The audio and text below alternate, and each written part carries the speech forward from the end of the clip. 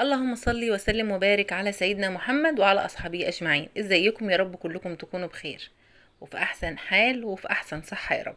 زي ما انتوا شايفين، أشكال التورت دي أشكال واحدة ونفس الديزاين واحد، عملت منها كذا موديل. بس النهاردة حصل حاجة غريبة وأنا بعمل التورتاية دي. زي ما انتوا شايفين بعملها بقلبها، لقيتها طلعت معايا بالشكل اللي انتوا شايفينه ده.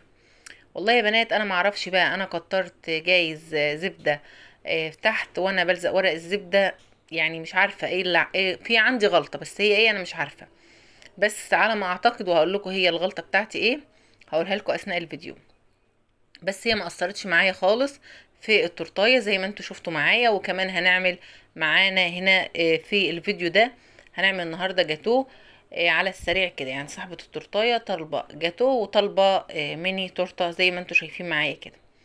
تمام يا بنات. هنا بقى انا زي ما انتوا شايفين كده قطعتها عبارة عن 3 ديسكات بالشكل ده. يعني انا خدت اللي اتقطعت حطيتها ووصلتها كده ببعضها. الكريمه هتمسك لي كل الكلام اللي انتوا شايفينه ده. تمام. بس اللي انا اعتقده يعني وانا متأكدة منه، ان التورتايه هنا انا كترت زبدة في القاع بتاع الحلة.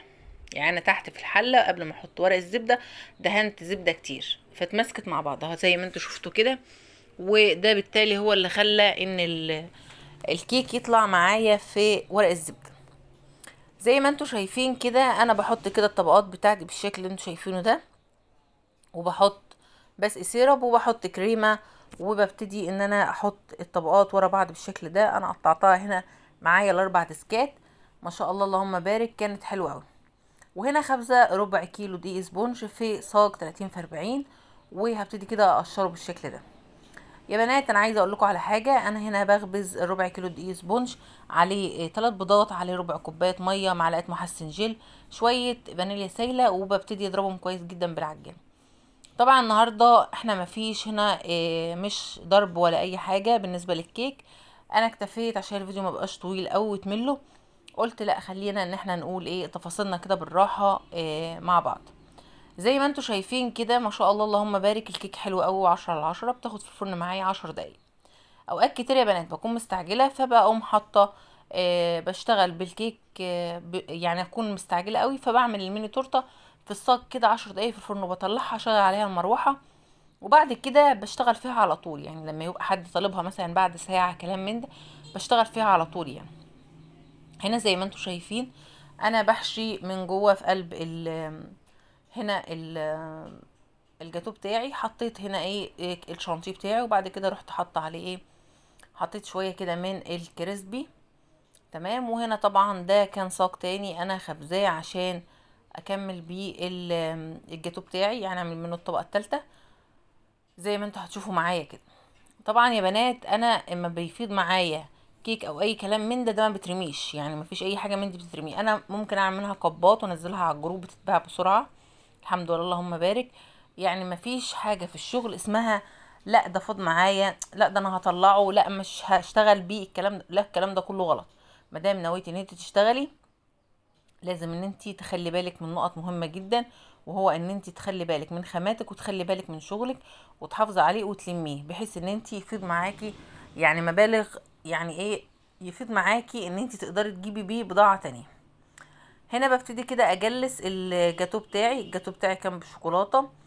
انا ما بحبش اعمل الجاتو يا بنات بجد، لان الجاتو مرهق جدا وفي نفس الوقت مفيش فيه مكسب.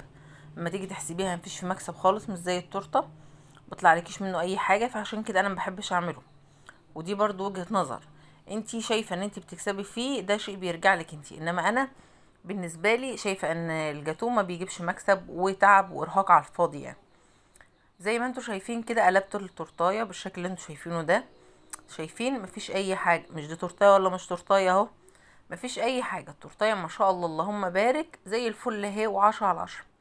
هبتدي اجلسها بالسكرابر بالشكل اللي انتوا شايفينه ده كده، واجيب المشط كده الاسكلابر ابتدي امشيه زي ما انتوا شفتوا كده يا بنات. تمام. طبعا يا بنات اللي لسه اول مره بيشوف القناه بتاعتي ما ينساش لايك وسبسكرايب وتفعيل زر الجرس عشان يوصله كل جديد. كده يعتبر انا خلصت التجليس.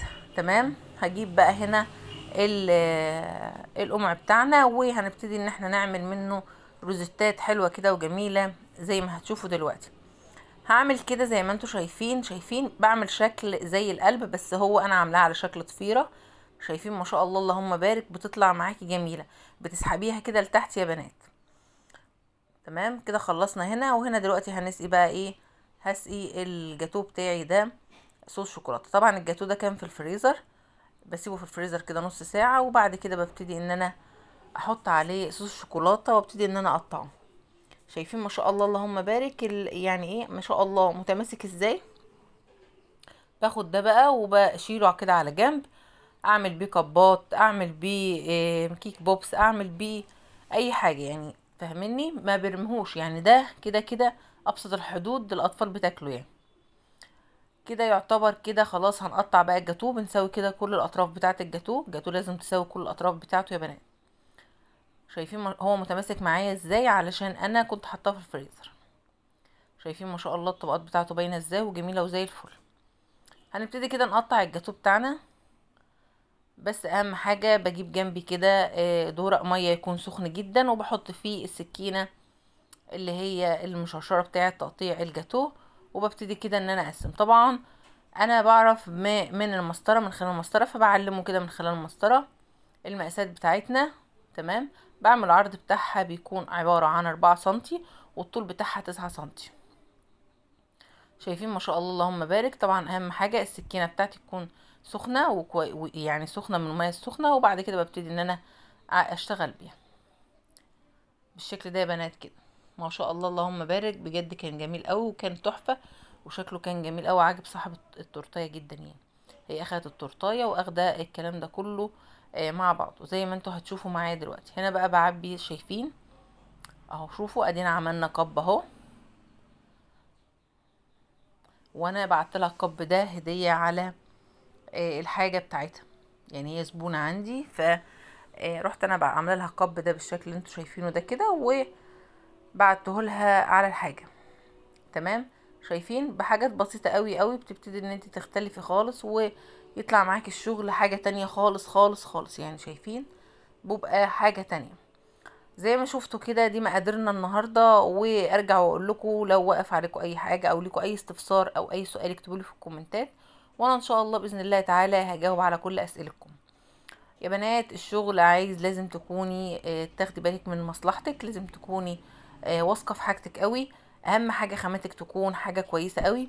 لو جالك في بالك اي فكره جديده لازم ان انت تعملي منها في البيت الاول، وتجربيها وتدوقيها بنفسك، وتعملي ليها تيست عشان تعرفي اذا كانت الوصفه اللي انت هتعمليها حلوه ولا وحشه قبل ما تجربيها في الزبون.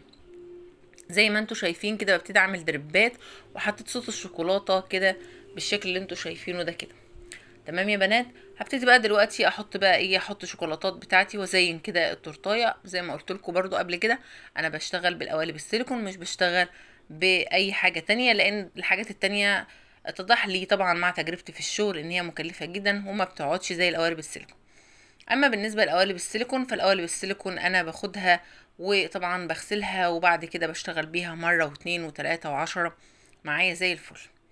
هنا طبعا دلوقتي انا هجيب كده ورق الكب كيك، وهبتدي احط فيه الجاتو بتاعي بالشكل ده. وطبعا التورتيه بتاعتي كانت خلصت، فانا هنا بقفل الشغل بتاعي، بس طبعا بعينه في التلاجة لحين ميعاد الاستلام. كنت الاول ببعت توصيل او مندوب يودي الشغل، دلوقتي خلاص، دلوقتي اللي شغل بيجي يستلموا مني من البيت، ما انتش ببعت حد، لان طبعا كنت بتعب وحد يجي ياخده، لا في مفيش. دلوقتي لغيت الموضوع ده تماما، وخلاص دلوقتي اللي ليه اوردر بيجي يستلمه من عندي. زي ما انتم شايفين ده كان الاوردر بتاعي النهارده. اتمنى الفكره تكون عجبكم، وتقولوا لي في الكومنتات. انا هنا بربع كيلو دقيق عملت ميني تورته، وبربع كيلو دقيق تاني عملنا هنا 6 قطع من الجاتو. تمام زي ما انتم شايفين كده. ده كان الفيديو بتاعي. اتمنى تقولوا رايكم في الكومنتات، وما تنسوش لايك وسبسكرايب وتفعيل زر الجرس عشان يوصلكم مني كل جديد، واتمنى اشوف منكم تعليقات كويسه. اقول لكم مع السلامه.